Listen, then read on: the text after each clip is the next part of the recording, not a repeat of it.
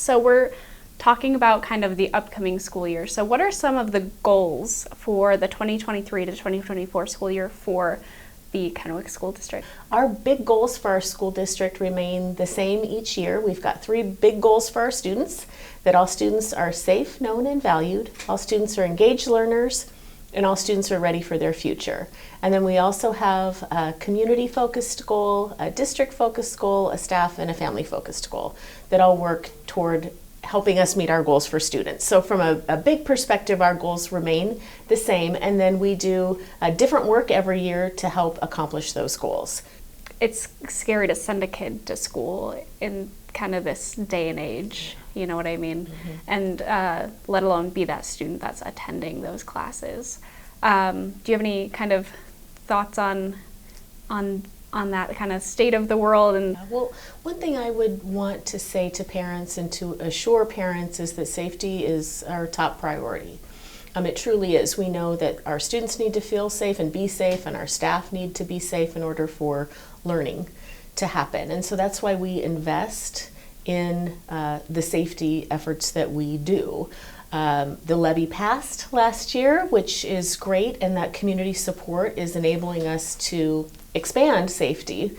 And we've had really, really good positive feedback. There's been lots of just comments on our social media about parents feeling good about sending their students to school, and we know we've got data that shows that our students feel good about it as well. Every spring we survey our students, grades 3 through 12, and one of the questions we ask is whether they feel safe at school. And we have 86% of our students reporting that they do feel safe at school. And that was before the addition of the safety officers and expanded SRO program. We also have more counselors in our high schools this year as well, because part of being safe isn't just physical safety. It's about that social emotional safety and having someone to talk to if you've got concerns. And we've got good systems for our students to report safety concerns through their administration. We've got an anonymous safety alert system that people can use. So all of those efforts combine really to help assure families that we take safety really seriously, and we invest resources in that because we know how important it is. How would you say that COVID impacted teachers in the Kennewick School District? Well, it was an extraordinarily challenging time for everybody, for our students first and foremost, with the governor closing schools, the shift for staff from face-to-face learning to remote learning to hybrid learning, and all of those changes. So it's no doubt that it was a difficult, challenging time for our students, for our families, for our staff.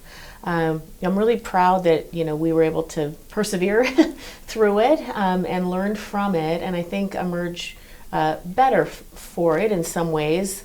In that our staff have been able to really implement technology, new learning management systems, new strategies for communicating with parents that maybe we didn't need to if it hadn't been for COVID. Now, nobody wishes COVID happened or anything like that, but just looking for the silver lining. It's like, what did we learn from that, and how can we use what we learned to make our educational experience even stronger for people? Nationwide, there is learning loss that occurred for students. There's no question. And so we've been able to take some of our COVID ESSER dollars, the learning recovery dollars that we receive from the federal government, to really target areas, for example, elementary mathematics. We're doing a new adoption of curricular materials this year to help strengthen our math program. And we're using those ESSER dollars to help fund that. So we've also implemented, this will be our 3rd year of implementation of tutoring. It's free to families. It's real-time online tutoring, and it's available to everyone. And we want to make sure people we get the word out about that. We've had really good feedback about that, and that's something that we offer, again, using those learning recovery dollars to help our students, recover from some of the lost learning that they experienced during COVID. You were talking about that silver lining that kind of came with the pandemic. Would you say that schools have been easier, have kind of learned how to better adapt to things, roll with punches, change quickly? Yeah, it's interesting when you go through something that's really challenging and you come out the other side, you realize, we can do hard things, right? We can persevere through difficulty and come out stronger for it. So I think just the amount of flexibility and adaptability and just, we would get new information from the state and have to act on it like practically the next day.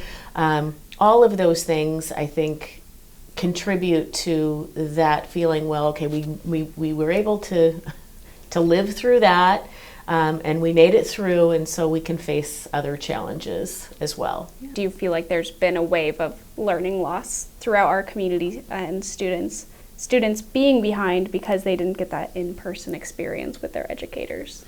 Thankfully, in this community, in this side of the state, we were one of the first districts and one of the first areas to return to hybrid and full-time learning, whereas some school districts in other parts of the state and other parts of the country didn't return to full-time learning that second year of the pandemic.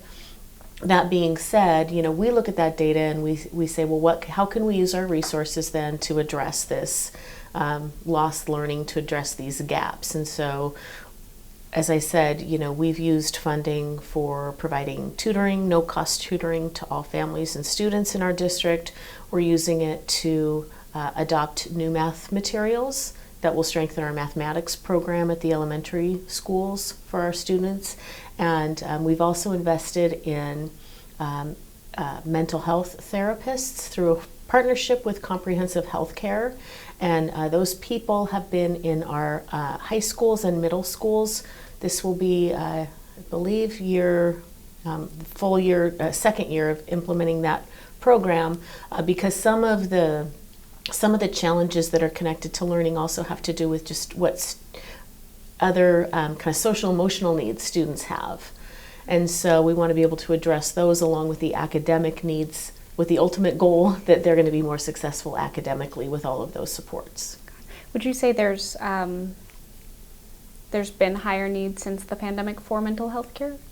We definitely saw a peak, especially coming right after the pandemic, like coming right back to school. And like I said, I think the need was there pre-pandemic, and the need continues to be there now. And so, our goal is just to be able to have the resources to provide students with the help that they need when they need it. We've even had discussions in our newsroom, when is it appropriate to use AI? Is it appropriate to use AI? Have there been discussions within the school district about how we can use this, if we should use it, should we limit it? How is it being addressed in the Kennewick School District? Yeah, so we are having those conversations. It's interesting because it seems about every other email I get, not from parents or community members, but more from educational organizations, has to do with AI and how districts are dealing with AI and what policies and procedures. And I know that there are some districts across the state who developed policies, I think pretty much banning AI last year, and now they're reversing course on some of those policies, because I think what they're discovering, as I'm reading, is that really AI is here and we need to help students and staff members understand how to use it appropriately.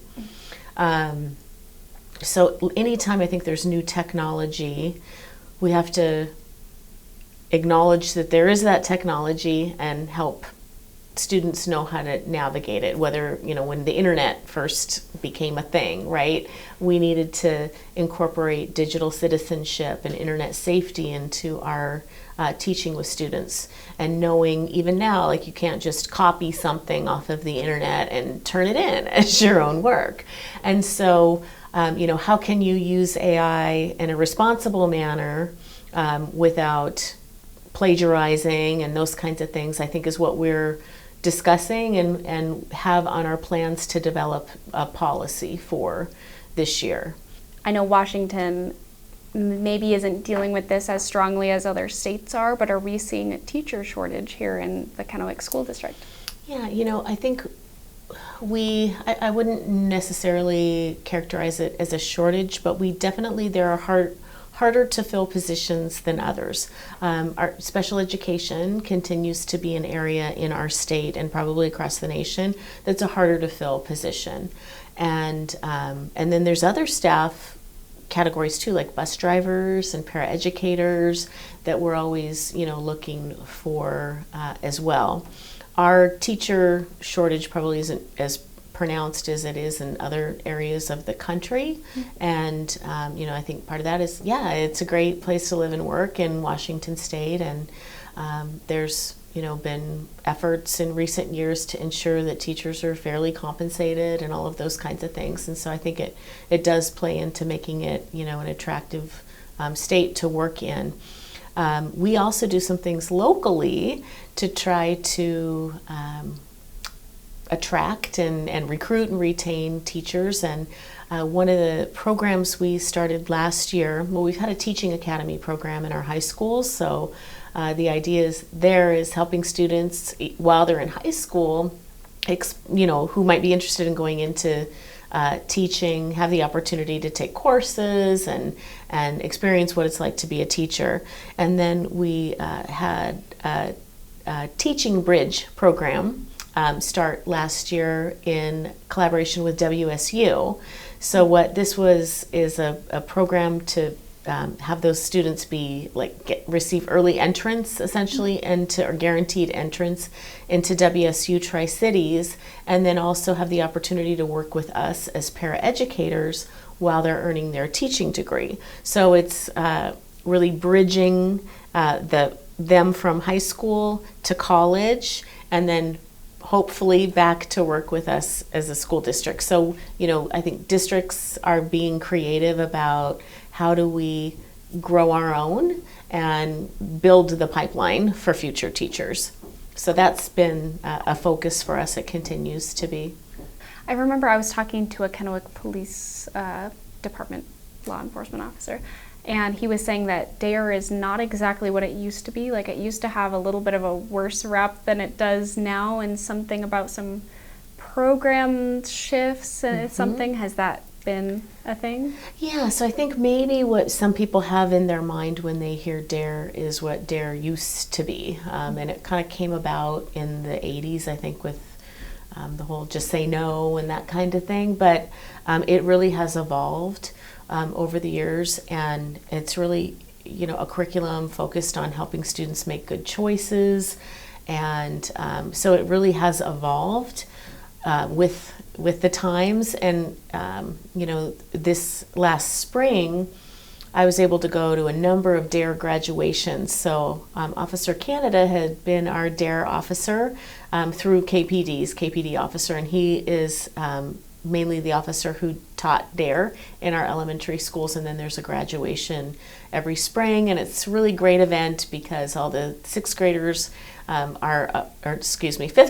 a part of that, and families are there.